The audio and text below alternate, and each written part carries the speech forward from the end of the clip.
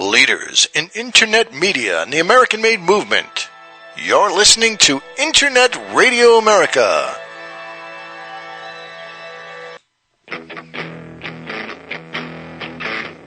And now on Internet Radio America, it's the two-wheel meltdown.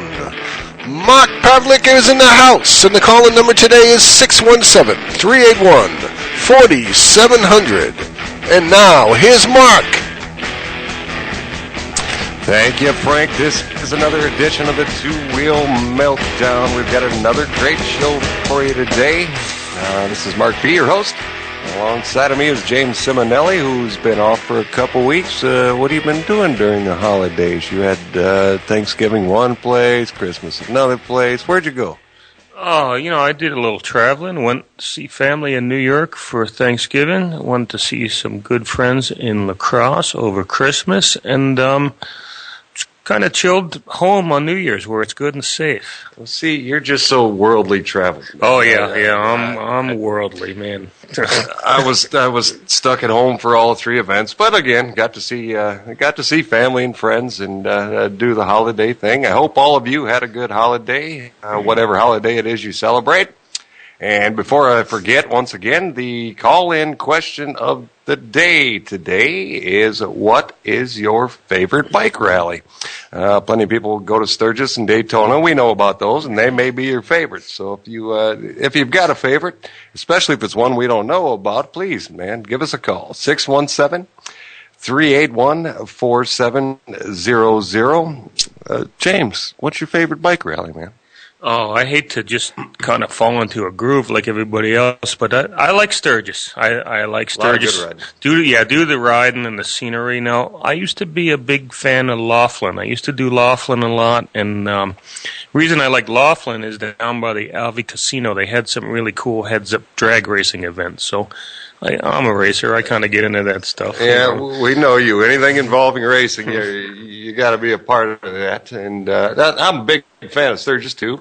A lot of fun, a lot of sightseeing out there with the, you got the big Indian. What's his name out there? The statue that's kind of like Mount... Crazy Horse. Crazy Horse. There we go. Crazy Horse Monument, which is still under construction, but making progress every year. You got the Needles Run and the Mount Rushmore, Spearfish Canyon. I can go on and on, but Devil's Tower. Yeah.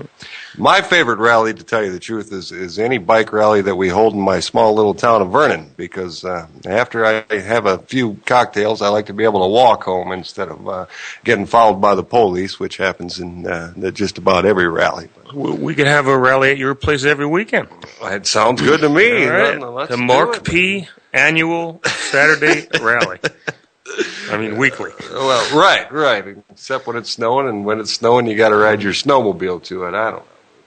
I love Daytona, too, though. There's something about that first warm weather ride of the year. Not that it's always warm, but, you fight through the snow and you... Compared to the get down 2 degrees we got up here, man, yeah. When you get down there and it's 50 degrees and you can actually throw on some leathers and ride, it is a nice feeling.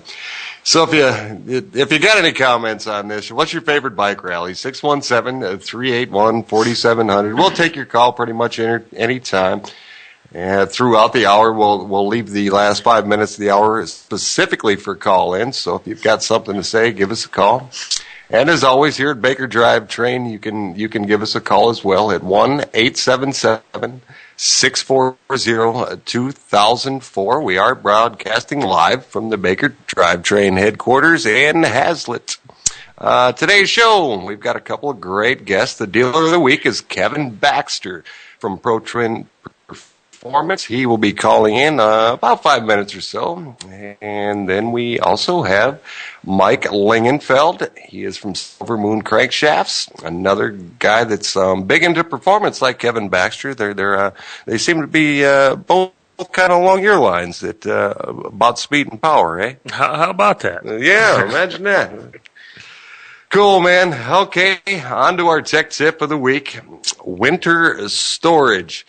You would think at least in the northern states, we have to store our bikes. Some people store them down south during the summer when it's 120 degrees because they just don't get a lot of riding at that point in time. But up north, especially here in Michigan, we like to tuck the bike away for a while, throw a blanket over it. But before we throw the blanket over it, I like to do a couple of things. First off, I like to put it on what's called life support. In other words, I like to put a battery tender in it. I actually use a Harley-Davidson battery tender. They're not that expensive, $25, $30, something like that. And it makes sure when you go out to fire it up in the middle of winter, which I also think is a good idea, you don't want to just let it set the whole winter without doing anything. And your battery's charged. It's ready to go. As long as you've got that tender on there and plugged in, it gives it a constant trickle charge when it needs it and nothing when it doesn't. The other thing I like to do is put stable or a comparable product in the gas tank. Fill your gas tank up. Put the correct proportion that's on the back of the bottle. Each one has its instructions. I hear some people use sea foam. And that'll keep your fuel stable throughout the winter. Anything you like to do, James? Yeah, I actually like to remove the battery from the bike and bring it in the house where it's warm and put it on the tender. But you can leave the bike in there and leave it in your cold garage. After you put the stabilizer in, I always like to run it to let it circulate through the whole fuel system, make sure it gets in the carburetor, and then I'll actually shut the petcock off and run the bowl dry. Just because, it's probably nothing in there. Yeah. Yep. I think you want to fill the tank to the brim too. That'll take up any airspace in the tank that could potentially rust. Good call. Good call. You mentioned to me something before the show about stuff in the exhaust pipes or something. Oh like that. Yeah, I'm not a big fan of mice. I don't know if anybody out there keeps mice as pets, or they like mice, or they We like do have some pet worms. lovers out there. I don't know, and that's okay. I mean, I'm all for pets, but not destructive varmints. So I like to stuff dryer sheets in the exhaust pipe. I put a couple in the saddlebag. I put them around the battery. I stuff one up under the tank around the carburetor. Yeah, reason being that supposedly the smell deters the mice from making home there. Gotcha. Looks like we got a call. It may be Kevin, and it may just be a normal old caller. Go ahead, caller. You're on the Two-Wheel Meltdown. Hey, it's Kevin. How you guys doing? What's going on, Mr. Kevin, Baxter? how are you? Oh, man, rocking and rolling, just shutting her down for the day. Nice. This is Kevin Baxter. He's from Pro Twin Performance. In what part of Georgia are you in, Kevin? About 45 minutes northeast of downtown Atlanta. Nice. You kind of in a rural area? You still in the suburbs? Yeah, I would say suburbs, and this area has developed quite a bit over the past few years. Just pretty much an extension of Metro Atlanta. So it's the county we're in is one of the fastest growing counties in the country. So it's pretty packed in up here. Nice. How's your riding season down there, Kevin? We were just talking about winter storage. Do you guys put your bikes up for the winter down there, or you ride all year? Typically, no. Just a couple of weeks ago, the temperatures were, mid-60s. And then, the past couple of days, it's been in the 30s and 40s. So, really no need for long-term storage here. I was kind of listening into you guys there for a second, and, I recommend people keep them on a tender pretty much all the time anyway. But yeah, the long-term storage and draining gas and pulling batteries and stuff is typically not something you have to do here. Yeah, you're a little more blessed than we are here in the north. We get it almost seems like 6 months on, 6 months off. Sometimes it's extended one way or the other, but it is what it is.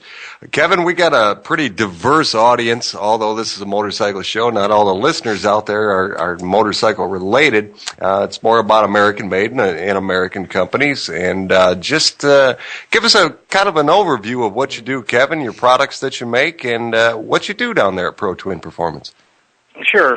Quite a few years ago, I've been in the high performance world for, pretty much anything that burns gas for most of my life, and made the transition to American motorcycles probably about, I would say, 15 years ago from the car market. And, we pretty much do everything motorcycle here, from, custom frame-up builds to service work and tires. But I'd say what we're known for the most would be building very reliable, high-performance engines and making the buying experience easier for people. I think is probably the thing that we do best here. There's a ton of options out there in the motorcycle world. And we kind of like to cut the bull crap. We use good stuff, good products that work from good vendors that support us, and and just make it easy for people to get the most they can for the money. Sounds great, man, and I know you do. You've dealt with James quite a bit here in the past, and he's told me quite a bit about you. And I've been on your website. And remind the folks what's your web address? Yeah, it's protwin.com.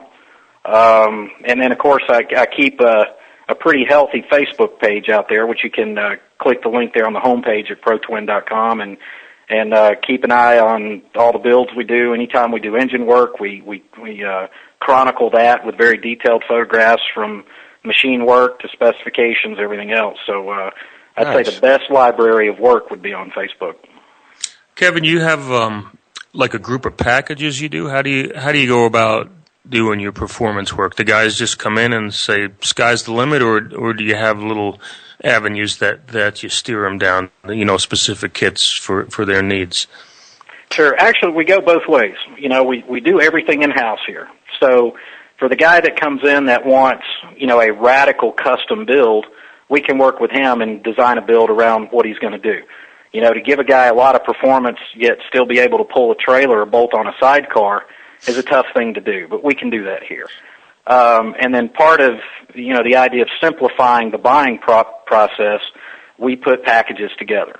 And so, like, for example, a person can go on our website and read about certain riding characteristics, where they live, fuel octaneability, the kind of riding they're going to do, and it helps categorize, their type of riding. And through the website, it can actually bring them down to a very specific engine build. And we've put those packages together just to make it easier for a guy to understand what he's buying. So there's a particular package, I call it a heavy touring package, where it's a specific cam, specific compression ratio, and how the heads are done. So if a guy comes in and he's pulling a trailer, and he's always got a passenger, and he's riding somewhere where he can only get 91 octane, I can tell him, okay, that's a heavy touring build. He can read about it. Just makes it easier to communicate everything. Now, you stated you'll install these packages and do all the work on the bike, but if a guy is a pretty competent do-it-yourselfer, you offer these packages like mail order or on an exchange basis or something like that? Yeah, absolutely. They can send in heads and cylinders, and we can work theirs.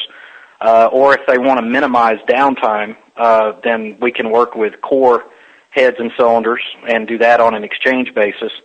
And the beauty of the packages is that everything's been engineered here. So if a guy has a factory service manual with a short conversation with me, a couple of tips and tricks, factory service manual and a good torque wrench, he can build it himself. Because we've already checked deck heights. We've already calculated head gasket thicknesses. We supply those. We supply everything you need. So they can open the box and put it together. You don't have to check, piston to valve clearances, valve to valve, any of that stuff, like you do if you're mismatching parts and buying questionable, I call them science projects. Yeah, I know what you mean. So it's like, James, when I have a drivetrain question about gear ratios and what cams I'm running, compression ratios, everything else, I call you. You guys do this stuff every day. You know it better than I do. So I rely on what you guys know and your research, your development, the time you put into it to help me, and I don't second guess that. So I think it's real important, guys like you and us, and we all kind of stick together, and everybody's research kind of combines and makes it useful for everybody. Absolutely, yeah. And I mean the whole goal is money's too hard to make these days. So when I do a build for somebody, regardless of the extent, I want to make sure that I've spent their money wisely and they're getting the most bang for their buck. And when you can rely on information, again, from you guys, what I know, and and other people in the industry, you can provide a better product, and that's what it's all about. No doubt about it, Kevin. Like you said, in this economy, everybody's looking bang for the buck, and that you provide that type of service and reassure the customer is great. Bang for the buck in this country is more important than ever, and buying American in this country is more important than ever. Can you give a little? Basically, what's American-made mean to you, Kevin? How strong of a patriot are you? Oh, I'm 100%. The first thing, when I expanded and moved into my new shop, before I moved the first wrench in here, the first thing I hung on the wall was a 8-foot American flag and an 8-foot Garrison flag with a big "Don't Tread on Me" on it. And, it's from what I've seen in my years of engineering and buying component pieces, even outside the motorcycle world, you get the best precision with American-made products, and I see it every day. I mean, you can buy cheap transmissions, you can buy cheap engine components. The inconsistency is there. Fitment, question of materials, manufacturing processes, and if you stick with American and you stick with people that that you can build a relationship with, those questions aren't there anymore. Okay, so you made it quite clear you use Baker products. What are some other good American brand names you like to use? I'm a big fan of products from Andrews. Andrews makes some great stuff. S&S makes some great stuff. Also use some components from Rivera Primo. Of course, wheel manufacturers. There's a dozen in the U.S. here that I like to use. And sticking with those guys. And I'm not necessarily loyal to a brand. I'm loyal to what works. That's what matters to me. And if I find another American product that's better, that's the one I'm going to use. And there are some components that I do buy from Harley Davidson as well, just because I can't find an aftermarket product that works as well. So the list is long with all the people that I buy from. That's good stuff, man. You're kind of working on a little personal project that I've been helping you with, a Big Motor FXR. You want to spill the beans on that a little bit, or? Yeah, absolutely. The plan for this bike, I wanted something that handled exceptionally well, because my plan was to build a monster for something, and what I've basically got is an 86 FXR. The FXR frames, the stiffest frames Harley ever made. And I like the idea of building a bike on a Harley frame because then it's a Harley, and it has a Harley title that goes along with it, and I think that says something to me anyway. But the plan is I've squeezed a twin cam engine in it, and where it gets a little tricky is I wanted it to handle as well as it could because of the power. I mean, we're going to be pushing close to 200 horse and torque with this thing, and nice little number. Yeah, nice number there. And so I have to admit the best suspension that I could find, something a little different. I am using a Yamaha R1 front end on it. Wheel set and a couple of things there because I just like the front end. It's very lightweight, and all the adjustments that it has on it's a pretty trick piece. But, of course, the biggest challenge I had there, and James, you helped me out quite a bit with that, was using a late model swing arm, spherical bearings. We obviously had, you had to put a pretty crazy transmission together for me there with that reverse shift pattern and the shift kill. So basically, I don't have to worry about tearing the transmission up. Some very specific gear ratios with what I'm trying to do. And the coolest part of the shift kill is I pin the throttle and slam through the gears, and I don't have to worry about a clutch.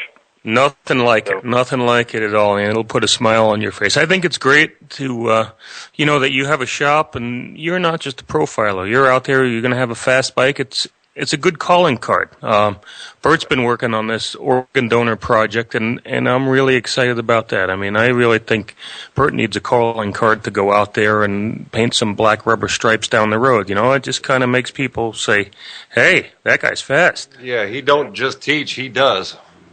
Well, like my everyday rider that I have about 60,000 miles on, it's a 113-inch motor. It's in an 06 Ultra Classic. I purposefully have done nothing aesthetically to the bike. It still has white walls on it, bone stock wheels. Everything looks completely stock. but it's right at 130 horse, 150 torque. Sleeper! So, yeah, sleeper, and 60,000 miles on it. I've ridden it cross country many times, and just pounding it out. I think the quickest ride I ever did was from Albuquerque, New Mexico to my home here in Atlanta, a little over 1,600 miles in 23 hours. That's a good clip. That's a good clip. You don't have to be a mathematician to figure that one out. Yeah, I've got a 99 FLHT, same deal, 124, and it gets washed when it rains, and that's not the nicest looking thing, but boy, does it run good. They run good. Yeah, that's what counts. So, yeah, the calling card of having something that actually looks fast and goes fast is it'll be a lot of fun. You got any? I noticed, on your website, you've got a few products that you produce yourself that are different. I know you've got some different clutch baskets and whatnot for the new bikes. Anything in the works, new product wise for you? Well, I'm working on some conceptuals that I can't say a whole lot about. I've done some testing on some new cylinder head port designs that I'm working on. That, in addition to that, some different valve combinations and valve springs, working on there. And, it's the kind of deal just like how, Baker got started. You look at what's available on the market and you know what you want it to do. Right. And instead of sacrificing, then sometimes you just have to go to the drawing board and make it yourself. And, definitely. And that's what it comes down to. And, you mentioned the clutch basket thing. It was, a situation where it'd be nice to beef up a stock clutch basket for a monster motor, but at the same time be able to give a guy a little bit of a gear ratio advantage without having to go too far with everything. Right. And, of course, at the time with that, there was no, no different compensating sprockets for the front there to do anything with gearing. So the only choice without changing pulleys and trans sprockets doing everything was just changing the basket, which meant having to have a primary chain made, a little bit shorter to make that work. And gotcha. So far, stellar results. We've had a lot of luck with that. Nice. Fantastic. Yeah, gearing is definitely the often misunderstood and for sure the best bang for the buck, man. Drop a tooth or two here or add one or two there, and you can totally change the personality. Power. Hey, Kevin, you're in the business every day. What's the latest trends you see out there in the motorcycle business, with bikes and whatnot? What are you seeing people go towards? Well, baggers are still the thing. Baggers really are the thing. And I think there's a very small percentage of the market that still wants big performance, big power. But I think for the most part, people want a 20 to 30% increase over what they have stock. They want low mid-range torque, good fuel economy, and reliability. And I think that's the thing now. You can take, I can take a stock 96, do one of the 107 kits in it, and 115 horse, 120 torque in that ballpark. But yet you could still ride a parade in it. Still drive it around town, still play with it, still get 40 miles to a gallon, put your wife on the back, do the whole deal. And I think that's where it's going, is, just good, reliable performance. And I don't still think have quite... I'm sorry, go ahead. No, go ahead. Well, and I think, you look at the magazines are starting to trend back to bobbers, and I think we're probably going to do that roller coaster again, the bobber to chopper to bagger kind of thing. And I think, before too long, we may be trending more toward, smaller bikes. And then, who knows, the chopper may come back. But, yeah, there's a lot of people waiting for that to come back. Man, I extended our guest time from 10 minutes to 15 minutes, and it still seems like we could have a million questions for you, Kevin. But we got to get out of here, and we're going to get you back on as soon as we can. Before we leave, touch on your phone number and your email address one more time for us. Yeah, absolutely. The website is protwin.com. I can be reached at 678-939-8029. And the email address is kevin@protwin.com. Pretty easy. We appreciate it, Kevin. We appreciate you coming on, brother. Yeah, thanks a lot, Kevin. Guys. I appreciate it. James, thanks for you and all the guys at Baker and what you guys do for us out here. It's nice having reliable drivetrains when you when you're putting a monster in front of it, and you guys haven't failed me yet, so I really appreciate it. It's a two-way street, brother. You make us look good, too. All right, pal. You guys have a good one. Thanks for having me. You too, Kevin. Take care. Great guy, huh? We'll be back, fellas. This is the Two-Wheel Meltdown.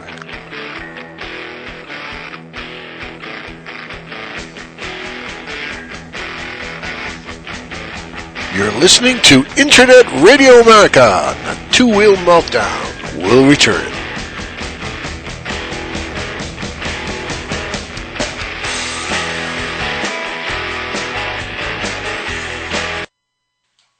Can't seem to find the right size wrench? Are you tired of searching for the right tool? Introducing the Loggerhead Bionic Wrench. It's 14 wrenches in one. Any size, just squeeze and turn. The patented design produces a powerful mechanical advantage. Pliers and adjustable wrenches can strip the corners, but that won't stop the Bionic because it grips on all 6 sides. Simply squeeze and turn. American made and a proven winner. No more guessing. Easy to use. Adjusts like a pliers. The Bionic wrench is 14 wrenches in one. Everyone needs one. At home or on the road. With the patented gripping power. The Bionic grips them all. It's a gripping experience. Thousands of uses for the Bionic wrench. Makes a great gift for everyone on your holiday list. 100% American made. Lifetime guarantee.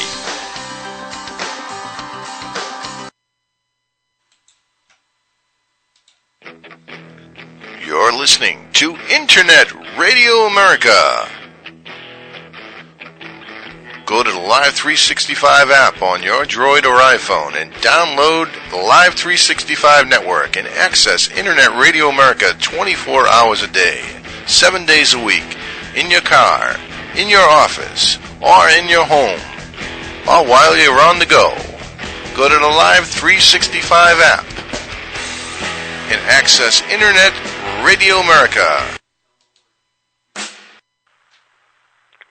Attention all animal lovers. This is Cynthia Gary, the inventor of Scratch and All. We know all animals love to scratch. Scratch and All is a safe, unique, American-made animal enrichment product that can be mounted flat on a wall or bent over corners. All 4 sides interlock so you can design a grid tailored specifically to your animal's needs, and it can be a supplement to acupressure. Go to scratchandall.com and take advantage of the celebration bundle. Nearly 11,000 sold. That's the word scratch, the letter N as in Nancy, ALL.com, or call 1-888-9-SCRATCH. Leaders in Internet media and the American-made movement. You're listening to Internet Radio America.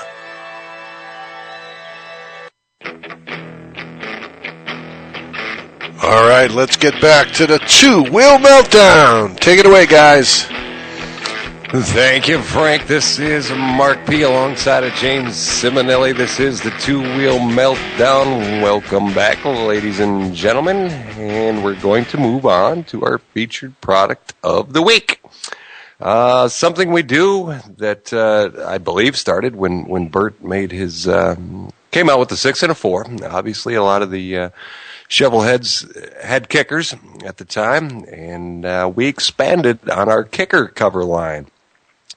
We can now put a kicker cover on anything from 1936 up to the present day. 4-speed, 5-speed, 6-speed, and we're going to get into a little bit about all of them. Let's start out with the old ones. The 4-speeds, we've got your standard kicker cover. I don't like to talk about the company that makes those, but we make some better ones that are all a billet aluminum. These things are no joke. We can do it in a mechanical version, a hydraulic version. We can also retrofit a ball and ramp style kicker cover into your 36 to early 84, right? Right, James? That's it, yeah.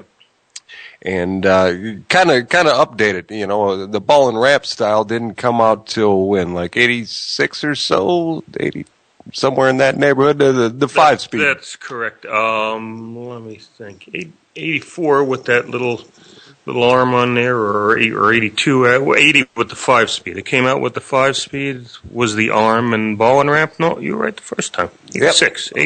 Okay, all right. Either way, we can retrofit you into the ball and ramp if you don't like the old finger style release lever. Again, we can do this in a billet mechanical, a billet hydraulic, the billet ball and ramp style. And we also have what's called our function formed hydraulic cover.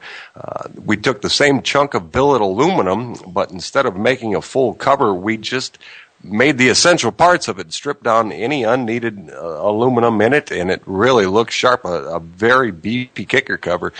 You got anything to add about the 4-speed kicker covers, James? Yeah, one thing I like about both the cable style and the hydraulic, both types, are on a 4-speed bike, you got a lot of stuff happening. You got that old style clutch arm from the factory. The release arm, yeah. Right, and when you go to either the cable style or the hydraulic, it really cleans that up, and it lets you slam that oil tank down right on top of the transmission. Say you got a little kick-only hot rod and you want it to be really sanitary, man, you can just fill up that space and drop that oil tank down, and you don't have that big old unsightly kind of antique-looking arm. I mean, and that arm has its place. Some bikes really look good like that. Oh, yeah. I mean, it's one thing to keep the nostalgic look. It's another thing to have a little bit of both worlds. You got the old school and the new school, and we can do it either way.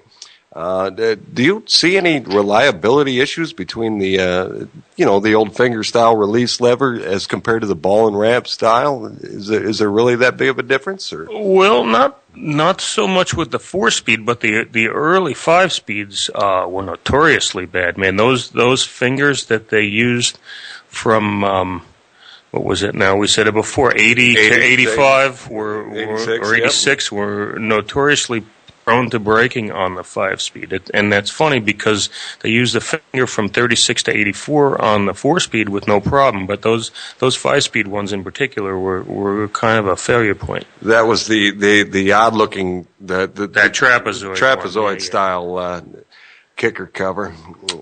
And so 4-speed from 36 to 86, we can take care of you. And then we also have what's called our F5K kits.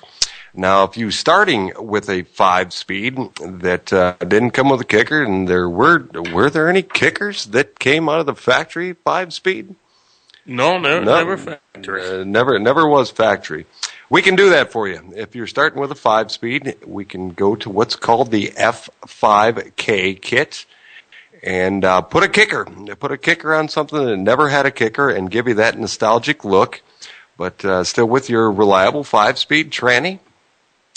These they're kind of special because there are kicker kits out there that just kind of screw onto the end of the shaft, and then with every kick you're just tightening it a little more, and before you know it, snap phooey, huh? Yeah, it's been known to happen. I remember those early 5-speed kits. I installed a lot of them, and I reinstalled a lot of them.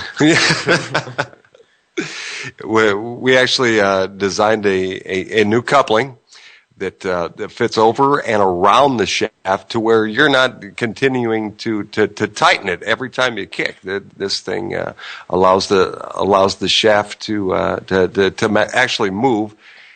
At the same time, when you're kicking it and starting it every time, you haven't installed any F5K kickers, as a matter of fact, no, I have. And okay. I'll tell you, the first one I installed kind of scared me because that ratchet hub is a press fit on the shaft, and in order to be able to transfer that torque reliably, it's a hell of a press fit. I mean, I put that thing in the press, and I'm pressing, and I said, man, I don't know. Is this going to go? But that's a good thing. Once it finally hit and bottomed home, I mean, it was there to stay, and there's a special nut that goes on there, and it's not going anywhere.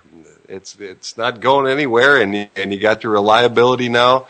of not just the way it fits on to the hub, but it's Baker kicker gears, and our kicker gears are far superior. We'd like to say far superior to anything out there. Anybody that's owned an old 4-speed knows sooner or later something's going to give kicker gear wise, and we've come out with some that are just phenomenal. Yeah, that's why most of those old bikers limp like that. Yeah. But, sooner or later it let loose. Yeah, but typical Bert deal, he came out with the 6 and 4 and went to source kicker gears, and other than OEM Harley gears, which were extremely expensive and extremely hard to get, there was nothing good out there, so he said, well, I guess I'll just have to make my own. We're doing it. That's what he did. Definitely. And that is your 5-speed kicker. Now we get into the late model twin cams. This is what we call our F6K, Factory 6 kicker kit. This can be done.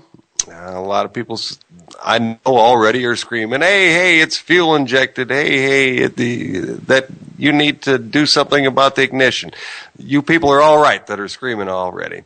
But it can be done. You have to go back to a carburation system, get away from the fuel injection, and you also have to retrofit the ignition, correct, James? Correct. You need one that runs off the camshaft like an earlier Shovelhead or Evo rather than a crank sensor ignition. And I think that kit is, while you could retrofit it on a new late model bike, that's more or less for the guy that has a late model motor and is building a ground up custom and wants to do something cool. That's kind of trendy these days, to put a new motor in like a board track racer and put an early carburetor and a magneto or early ignition. It's kind of mixes it up a bit. Kind of like Kevin was just talking about with his putting the twin cam in the FXR build. Exactly.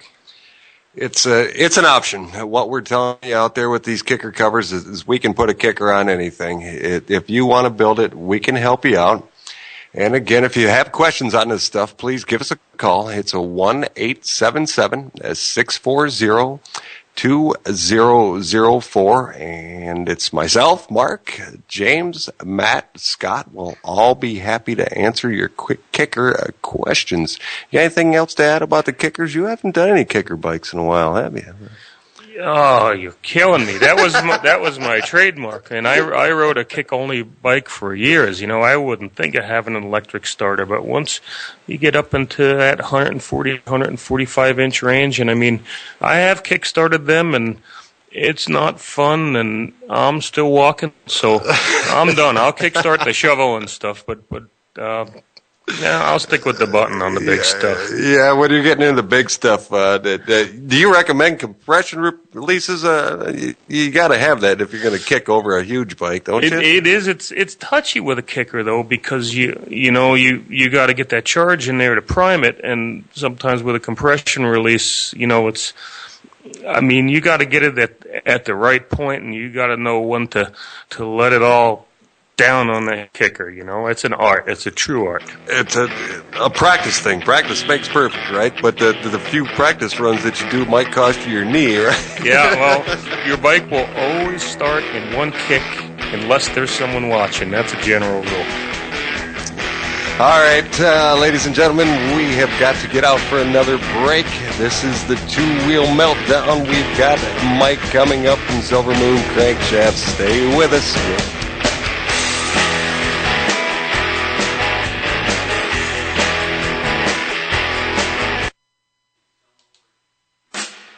Tuesday on Internet Radio America.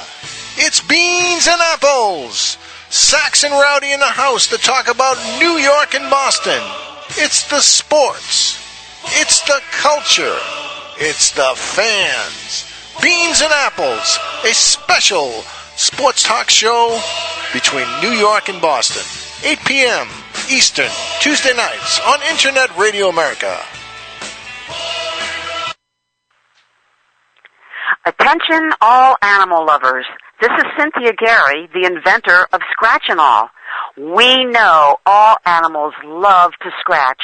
Scratch and All is a safe, unique, American-made animal enrichment product that can be mounted flat on a wall or bent over corners. All four sides interlock so you can design a grid tailored specifically to your animal's needs, and it can be a supplement to acupressure. Go to scratchandall.com and take advantage of the celebration bundle. Nearly 11,000 sold.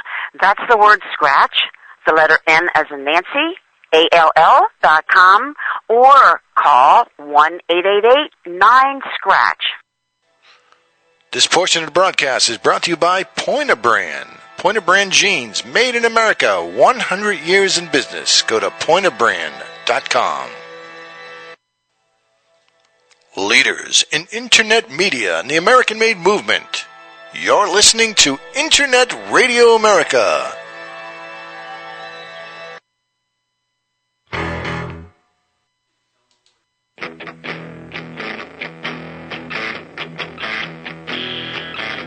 And now the conclusion to Two-Wheel Meltdown with James and Mark. Take it away, boys. Thank you there, sir. This is the conclusion, the Two-Wheel Meltdown, and on the phone with us we have our next guest. This is Mike Lingenfeld from Silvermoon Crankshafts. How you doing, Mike?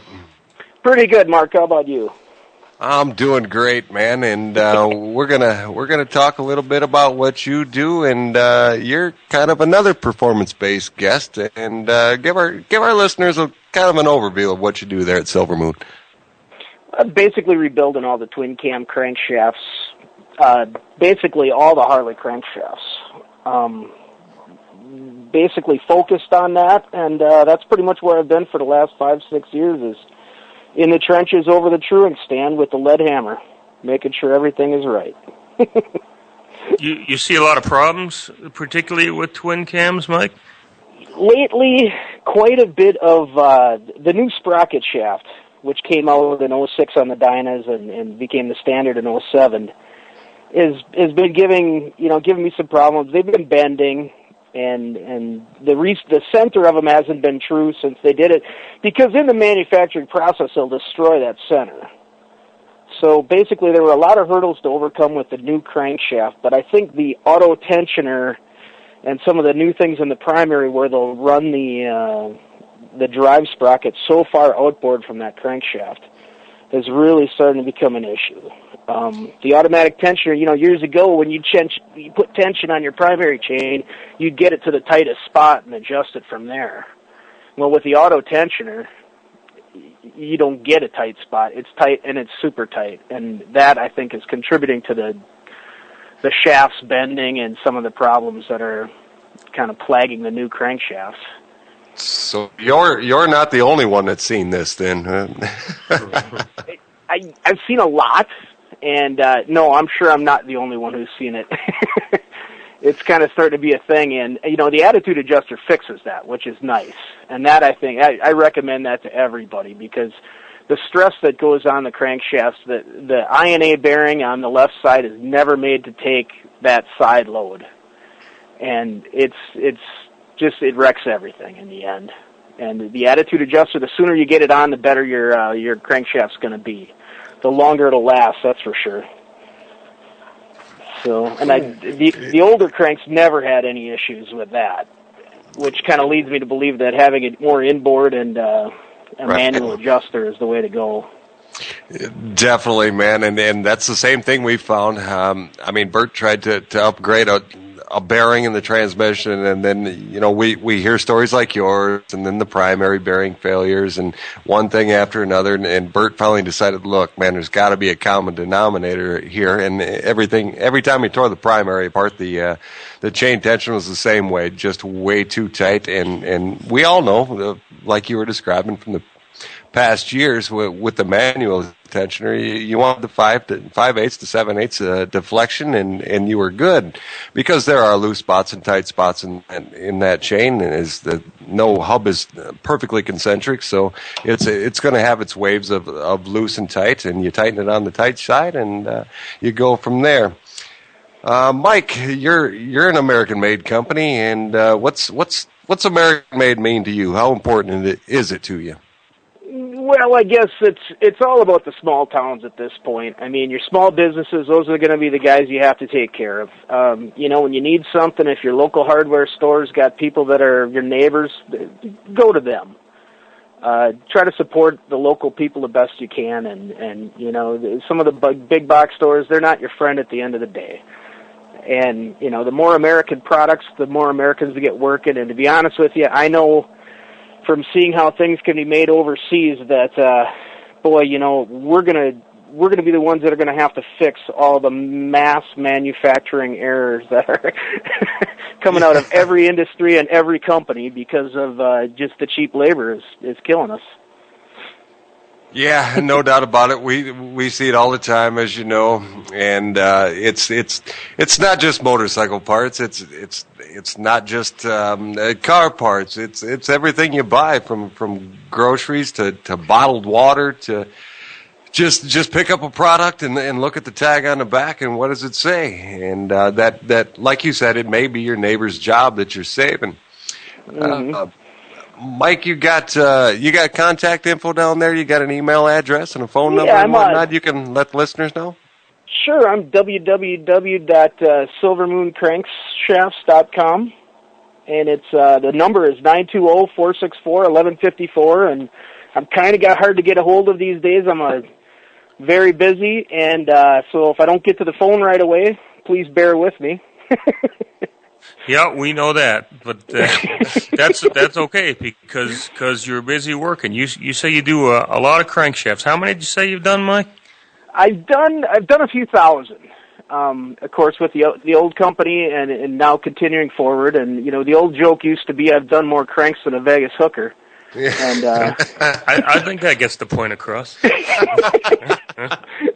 So I've seen a lot of the issues, and I've seen a lot of what can happen, what oh my God, what happened to this one? And there's always a great story in there somewhere. Like the rag that made its way completely through a crankshaft like I've never seen before in my life. And that's a good one. We had to call the customer and say, all we want to know is it cloth or is it paper? They said it was a cloth one. I'm like, wow, it made its way completely through. So. Well, I could speak firsthand on seeing your work. I sent Mike the crank from Bert's 140-inch organ donor project, and I said, well, let's check this out first, and put an indicator on the end of the pinion shaft, and it had about 30 thou run out. I said, well, that's a bit much. So, I mean, that's kind of a joke, because 1 to 3 is about what you want to see there. And sent it to Mike with a fresh set of rods, and it came back rebalanced, assembled, trued, plugged, and welded, and I think I got a little less than 1 thou on the end of the pinion shaft and about 0 on the sprocket shaft, and it was meticulous. I mean, it didn't look like somebody beat it up with hammers. It was shiny and new and nice, and I said, boy, this is almost too nice to put in here. Let's just look at this a while. I've heard that before. That's flattering, but I like to see how long they last and what takes them out and what keeps them going. And the R&D is what I'm in it for. It's nice to be able to put out a good product, but it's always nice to investigate and see what makes things go bad and how to repair them and how to fix them and how to, if you can't find something, make something. I think you're going to get what you wished for on this deal. I smell a thrashing coming. Yeah, I can't wait to see what that's like. We can't own anything around here that Bert drives that doesn't take a thrashing, from the company trucks to the. We've had like Envoys and minivans as company vehicles, and they all ended up in Bert's hands at one time or another. And he tests the limits of everything. He don't give a shit if it is a 6-cylinder. Well, we should get together with rental cars in Daytona with him. That would be kind of a good time. Rental cars are a specialty. Yeah, it's amazing some of the off-road capabilities. Some of Nothing those parties like a rental. You gotta love a rental car. No kidding.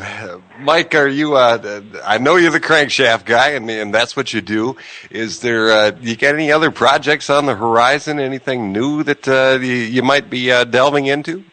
Basically, I'm just, I'm keeping my nose to the grindstone. The company is pretty new, so I've got to keep moving with it.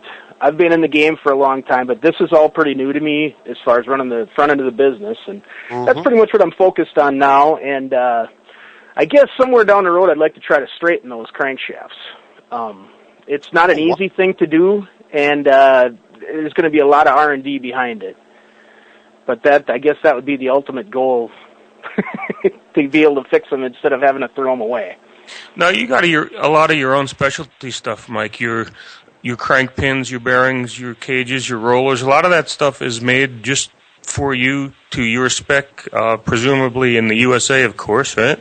Mm-hmm. Yeah, if California's in the USA, yes. Well, it is till the earthquake, right? Yeah, that's funny. And it seems to be better when you can get a company with standards and pride in what they build. You can almost look at anything you pull out of a box and see if there's pride. Sometimes the tip-off is the little American flag on the corner of the box, but when you open it up and you turn the part over, whatever it is, and you see somebody really cared about it, that's kind of nice. That's, to me, what American can, it's nice to be able to use components you can trust, and obviously you verify them time after time, and when they all fall in the same place, it's a good feeling. So now this straightening of the shafts, you've probably got quite a pile to do your test run on, right? What's that? The bent crankshafts, you've probably got quite a pile of them, right? Oh, yeah, absolutely. Yeah, they'll hold doors open very well. They're good for trophies, for bike shows and things like that. But basically, I've been using a lot of them for a lot of R&D, and it's nice to have setup scrap, but you wish somebody hadn't paid for it at some point. You got to feel for the customers on some of these things. There's a lot of nice things that are laying there in piles of things would have just been done right the first time. It wouldn't be that way. Yeah, you think you buy a $20,000 or $30,000 motorcycle, you wouldn't have to put a crankshaft in it in a couple of years, huh? Yeah, exactly. Or have your replacement crank be worse than the crank that was in it. And that's kind of a tough one too. Now we mentioned Bert's what was it, 30,000th run out there. What's the worst you've seen? Oh, I've seen broken crank pins. Ooh. I guess, which is very interesting. That takes a lot to do that. Even I haven't done that yet. Oh yeah, it does. It really does. And I've seen broken sprocket shafts where they're clean off the wheels. And that I would say that was somebody. I don't really know too many specifics on that, but the auto tensioner is something that thank God the attitude adjuster's out there, because that's gonna help a lot. Yeah, well, they ran a manual adjuster for how many years? 90, 100 years. What was wrong with it? I don't understand why they had to try and improve on something that worked just fine. Maybe it's the laziness. People don't want to check their chain tension, which the chain tension really doesn't. Unless you're replacing the chain, you rarely have to adjust chain tension. So the fact that they went to the auto tensioner just baffles me to start with. Yeah, exactly. Well, it's a good thing. At least the alternatives are out there. I mean, that seems to be what happens is the motor company comes out with something, and whether it works or not, if it doesn't, it's nice to know that at least here in America, we're going to figure something out that's going to make it work. Well, we like things to work. I mean, that's part of being an American.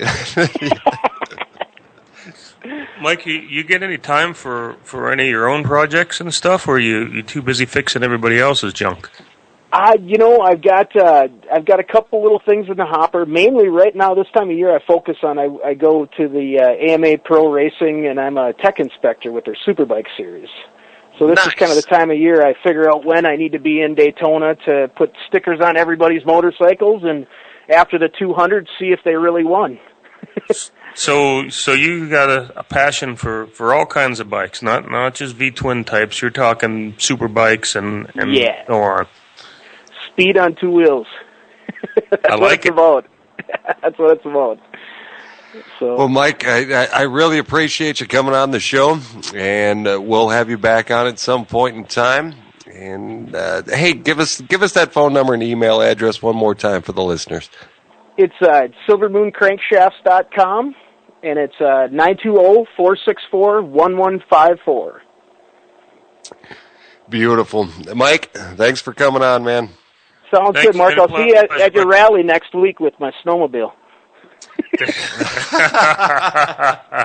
You're more than welcome. It's the Vernon Pub.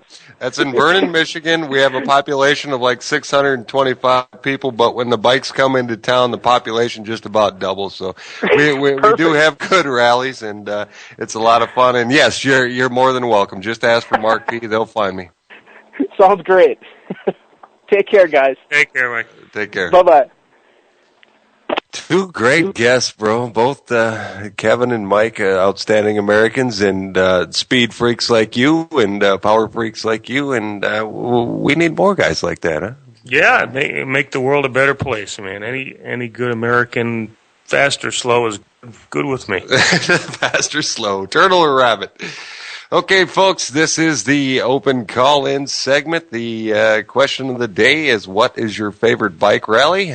Me and James already talked about a few of them. If you've got another one, feel free to give us a call. The call-in number is 617-381-4700.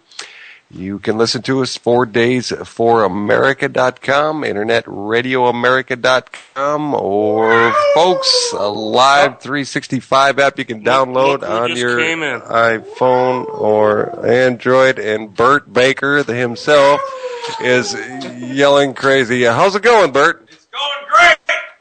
Is the owner-donor coming along all right? Is coming good. Organ donor, man. It's coming along great next door. And I tell you what, 2013 is going to be a great year.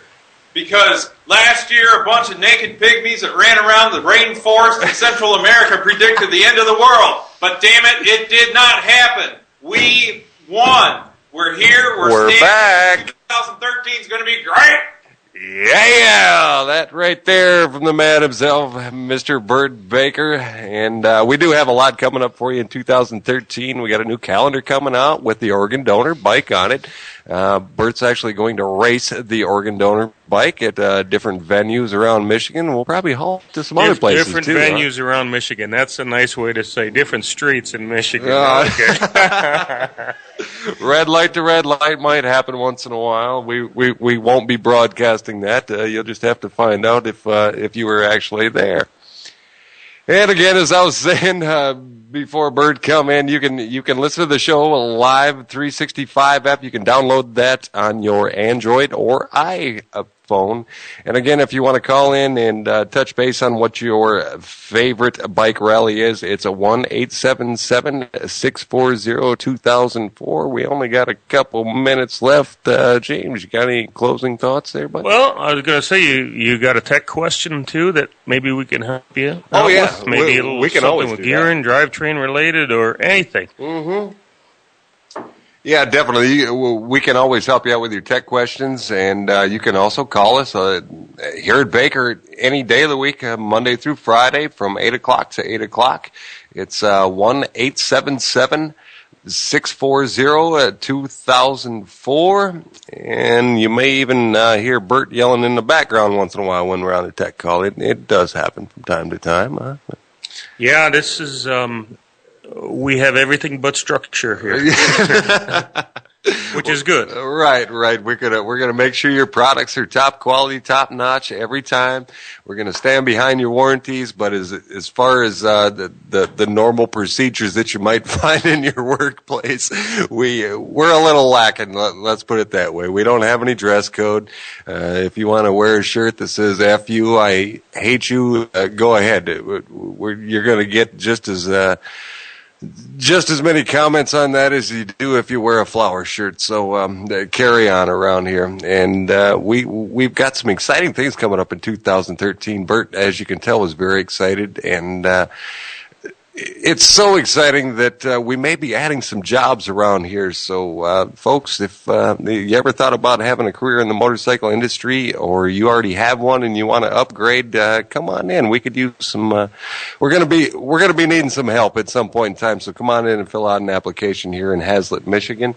I want to thank you, ladies and gentlemen, for being with us tonight, and you can catch us again next Wednesday from 6 o'clock to 7 o'clock. Myself and James, I do believe you're going to be here again next week, right? Or haven't we decided on that yet? That's to be deep. Okay. I'll be here if I'm told to do so. We'll scrounge up some fun and interesting guests and talk about motorcycles. Definitely. And America.